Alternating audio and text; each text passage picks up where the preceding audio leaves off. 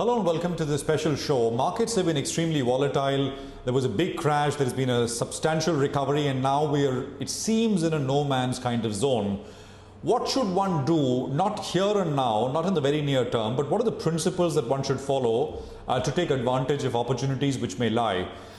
With me today to discuss exactly that are two market veterans. Shankar Sharma is Vice Chairman and Joint Managing Director at First Global. Devina Mehra joins me as well. She's Chairperson at First Global. Shankar and Devina, thank you very much for joining us here on the show. Shankar, let me come to you first. The first rule that you're talking about is asset allocation and how that is an absolute must. Talk to us about that, Shankar. Talk to our viewers about that. Okay, so it is a perfectly good time to talk about asset allocation because in the last 3 months, or in fact, not just 3 months, in the last, let's say, a couple of years, if you see, in India, equities in India have been an underperforming asset class. While if you look at gold, you look at government securities, I'm not talking corporate debt market because that's been beset with a lot of problems, as we are all aware. But, you know, the risk-free end of the market, which is the government securities, they have done phenomenally well. The problem is all advice, and that includes the media, that includes us, that includes all participants. We are engaged in the business of equities because equities pay us the most.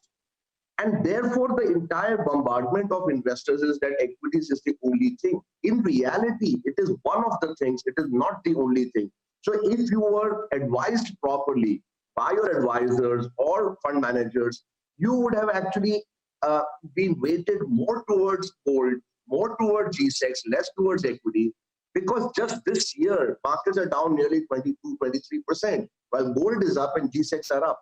If you manage to navigate such treacherous market because of asset allocation, then when the markets become bullish, as they will at some point, you are in a very good shape because you've not suffered the losses that people who were only exposed to equities suffered. So that is the whole mantra, that asset allocation sahi hai. Baki, all other things need to be arranged around this basic mantra that don't be overexposed to any one asset class. Keep the pie chart of every asset class, the slice of every asset class represented tactically in your overall investment portfolio. Shankar, you're talking about 2019 and 2020. But I mean, have you looked at data going back, say, 10 years, 15 years, more? And does this mantra hold true, fit in pretty much all episodes in the past as well? Exactly. That's a point. That this mantra is not like a pill that you will swallow and you will be good. All it means is that if you're overexposed to any one of these things, you will be in problem at some different point in time. So, for example, gold right from 2002 or 2003, when it, I think, started rallying for about $200, okay, went up like something like, 5, 7, 8 times. But go back to the period prior to that, which means in the 80s and the 90s, gold didn't do anything at all. For nearly 15 years, it didn't see the highs of $850, which it saw in, I think, the 80s. That's the point, that if you were only gold, you would have missed out on a pretty significant bull market in India. All right. So point is, your pie chart of investments must include certain components of everything so that something or the other will always save you. Something or the other will always make you money. Because remember, bull market in one asset class can mean a bear market in another asset class. When you got your foot in every door, something or the other will be performing for you. You see, that's the point I'm trying to make. Kuch na kuch tumko bachayega. Okay, kuch na kuch tumko bachayega. The other thing I wanted to discuss is the third lesson, which is risk management is the only god in investing. Now, Devina, I want you to come in on this because it's easier said than done, right, to avoid big losses, especially in a very turbulent market. How does one approach it, especially at a time like this when there is a health and a financial crisis, so it's an unprecedented time? How does one use risk management to create a sort of pandemic-proof portfolio?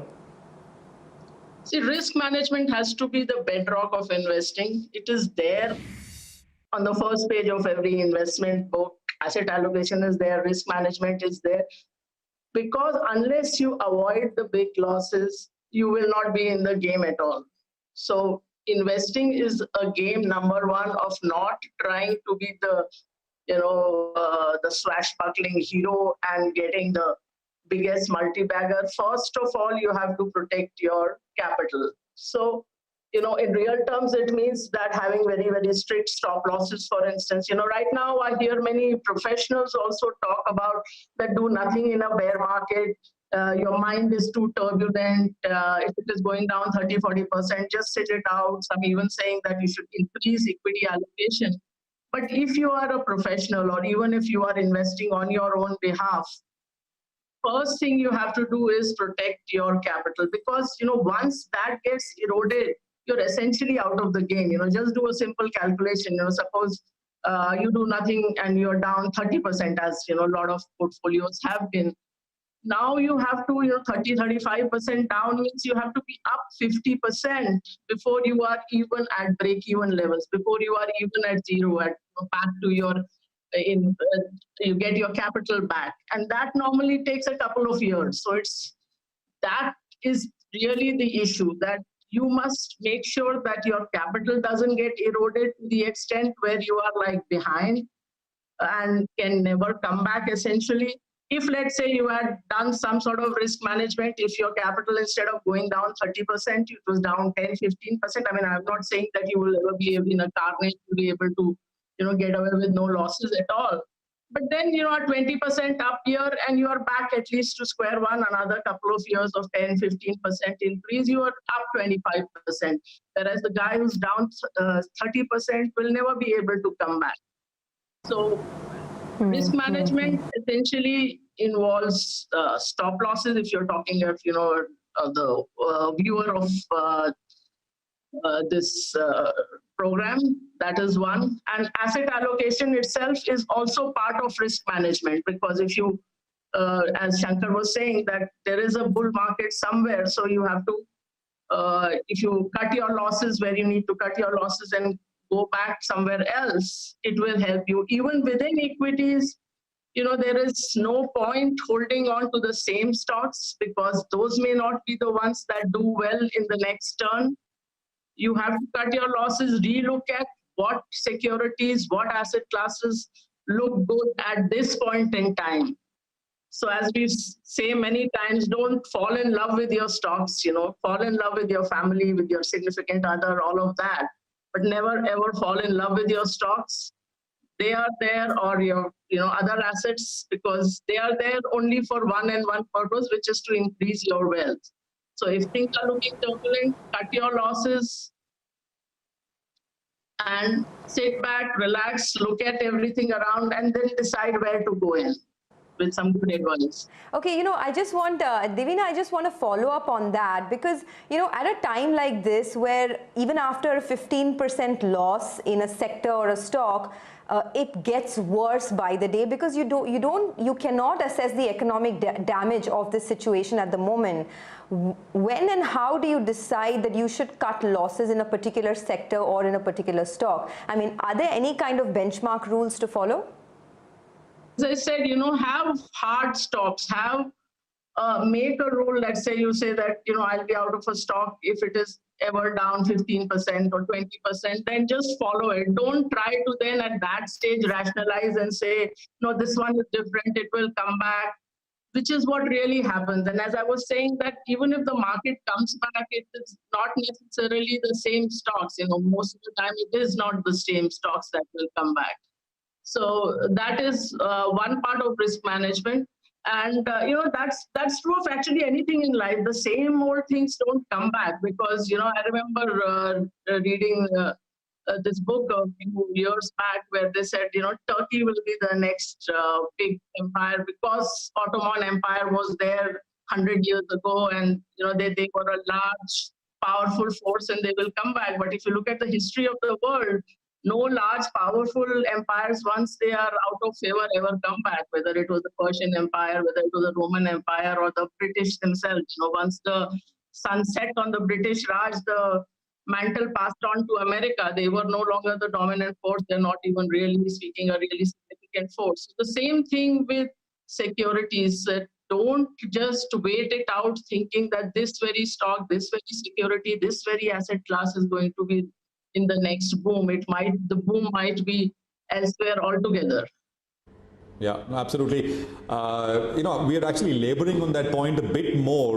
Shankar, when you said cut your losses ruthlessly, your thoughts, Devina has kind of sort of explained it very well, but does it go against some basics of sort of long-term investing?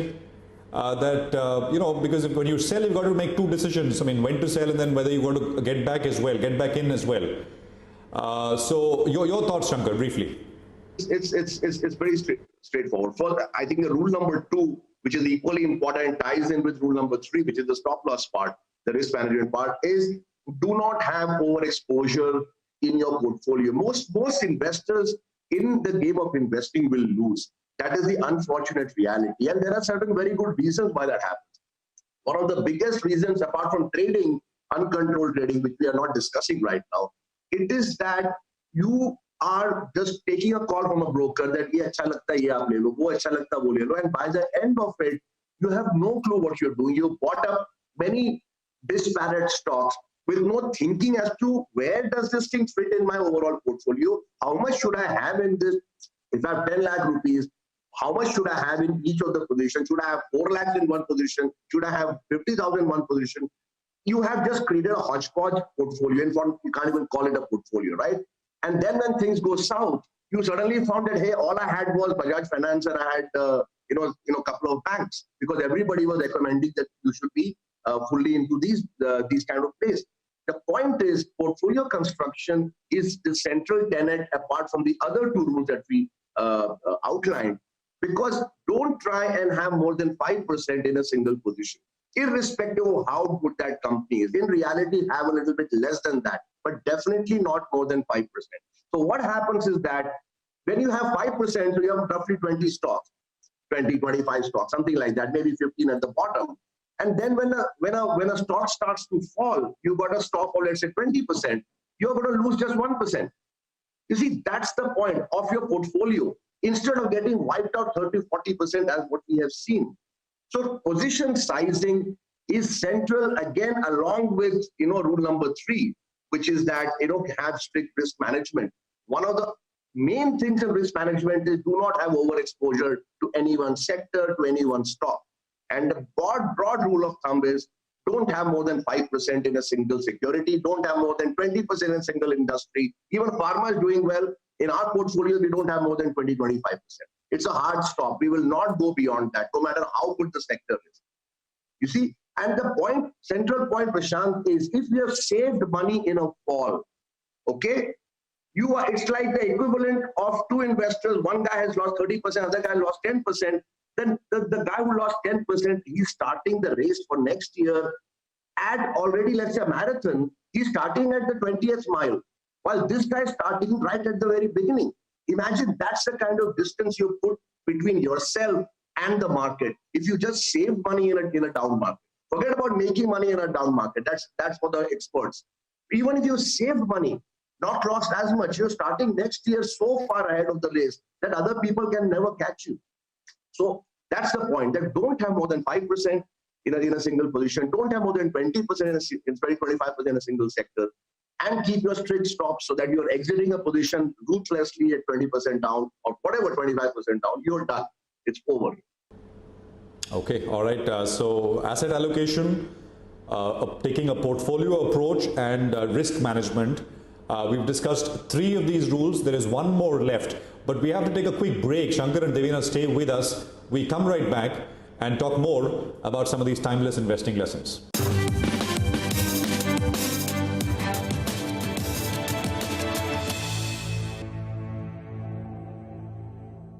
Global diversification to avoid scars. Now, what is scars? Single country, single currency, and single asset risk. So do not, expose yourself just to one country, one currency, and one asset. But at a time like this, when, globally things are much worse than what they are in India, especially in some of these developed economies like UK and the US, how do you decide where and when to expose yourself to global assets or even global equities for that matter?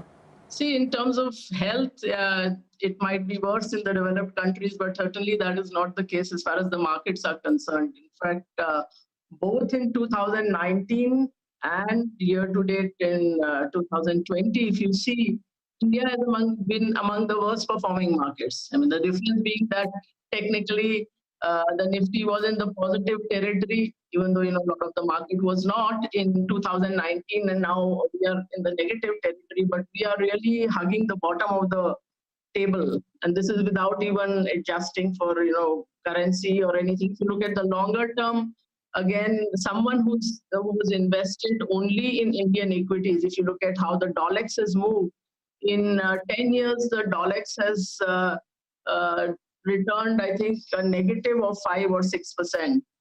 So that is what you're looking at, that by being locked into only India, that single country and currency, and a single asset class, which is equities, that is what you are giving up. Last year, everybody knows about NASDAQ, etc. But even, every country from Russia, even up to a basket case like Turkey, did better than India. So you have to open your eyes, and this really ties in with that rule number 1, which is of asset allocation, that 85 to 90% of your returns of a portfolio come from asset allocation. It's not as sexy as talking about multi-baggers that everybody likes to do at cocktail parties. That is the behind the scenes, the unsexy part of portfolio construction, but that is what determines most of your returns. So if, if 10 years ago, if you were more there globally than you were in India, you would have done far better than somebody who was 100% in India. So that is what asset allocation, the global diversification, which actually, as I said, ties in with asset allocation, means that look at things beyond that single country, single asset class, which is where a fair number of our investors are. So that is one. The other thing, as you said, how do you do it? It has to be done carefully. It has to be done with somebody skillful, because this is not a one-time exercise. You have to keep reallocating dynamically, tactically, according to what looks good. And don't try to do it through these ETFs and feeder funds, because then still the decision remains that which ETF do I buy, which ETF do I get out of, in what proportions do I buy these things. Because if you just go and buy another ETF or one feeder fund going into one market, you are not in single country, you're now in 2 countries, and maybe 2 might still be in the same asset class, which is equity. So that's about, it's a tiny bit better than being in a single country, but not by very much. The other thing, of course, is that many of these instruments, as they are offered to Indian investors, have several levels of cost built in. So you have the cost which the international provider is charging, and then you have something which whoever is offering it domestically will charge. So that all adds up, and it comes out of your returns. And as I said, that oftentimes, the whole point is that you need to be a real professional to know what to buy. So what you really need is a professional who's doing the asset allocation for you. This is really step 2. And also, as with fund offerings, whether sectoral funds in India or whether it is, funds offering an entry into another market, there's always a lag. So, 2004 to 2007, emerging markets did well. So suddenly emerging market funds started to boom. And, so also, so whichever market does well, you will see offerings from there. But that may not be where the next boom is. Sure. Got that. I want Shankar to come in on this, because Devina has explained very well that you should, of course, move away from India into some global assets, but there are a lot of risks involved, so you have to do it with someone professional. But Shankar, you want to elaborate a little more on this, because at a time like this, where there's so much uncertainty in your own country, you don't know what the prospects are, who the next leaders will be globally, what the disruption will be in different sectors. So how do you approach it? I wish I could explain that in 5 minutes. That's what we, rack our brains on, pretty much 24 hours a day, Sonia. So, it's, like I said, none of this is, at one level, we have simplified it in 4 rules. But implementation is the key, understanding is the key. A lot of this can be done by people individually, but some of it cannot be done by people individually because there are complexity, and when you go international, the complexity is increased. For example, like last year, Singapore, securities in Singapore did phenomenally well, far better than actually Nasdaq equities, while offering far lower risk. Some country sovereign bonds in the last couple of years, did phenomenally well. So it becomes a little more of a complicated game when you go international, but it must occupy some proportion of your investment pie chart. That's a broad thing here, but obviously this forum is too short to really get into the nitty-gritties of that.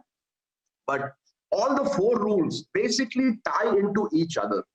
So when you talk risk management, you talk global diversification, you talk asset allocation, you take a portfolio approach, all of it is actually a single broad framework in which you should view your investing strategy.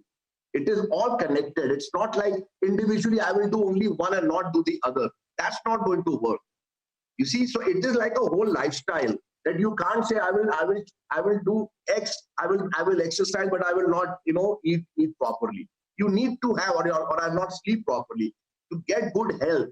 It's the same as getting good wealth, right? You will need to put in all the four components together in order to achieve sustainable wealth creation. No, got that. Shankar and Devina, that's very well put, the four sort of rules and how they all come together and how they're interrelated. Before we let you go, Shankar, I have to ask you, not about here and now, I'm not asking you to pick stocks or levels or anything of that sort, but how do you broadly assess, what's the right way to think about prospects from here out over the next 1 year or so for the market, from where we are, roughly, broadly? Shankar. Okay, so what Devina said again ties in with your question, which is the same sectors may not deliver the return. So if you are long financials and financials are down 50-70%, then hanging on in hope and hoping that financials are the ones that are going to get you out of this hole is not going to work. So people who smartly saw the writing on the wall, got into other sectors like pharma, you've seen, has been an absolute, rollicking ride in the last 1 month. So that's the point, that today the leader is definitely not the financials, because financials is a pretty common knowledge by now that they're in a spot of bother, and for no fault of theirs, the whole economy has collapsed. When economies collapse, obviously bad debts balloon, and that's why you are seeing these stocks trading below book in several cases. So it's now pharma which has suddenly come out of the blue after hibernation for roughly 3-4 years because of the FDA issues. So people who were nimble moved out of these troubled spots, got into pharma. The way I see it right now, I don't see financials, barring the odd rally, of course, you're seeing one right now. That will keep happening because, it's a sector that has collapsed a long, long way. They will come back to some extent, but I don't think that's the place where you're going to make your next big money, at least for the foreseeable future. Well, thank you very much for that. Shankar and Devina, appreciate both of you taking out the time and sitting down with us here at CNBC TV 18. So basically 4 things. Asset allocation is a must. Take a portfolio approach to investing. Risk management is absolutely the golden rule. And of course, diversify the portfolio, not just put all your eggs in one basket, in this case, one country. So avoid that risk. Some timeless advice. Thank you very much for joining us here. Thank you for watching.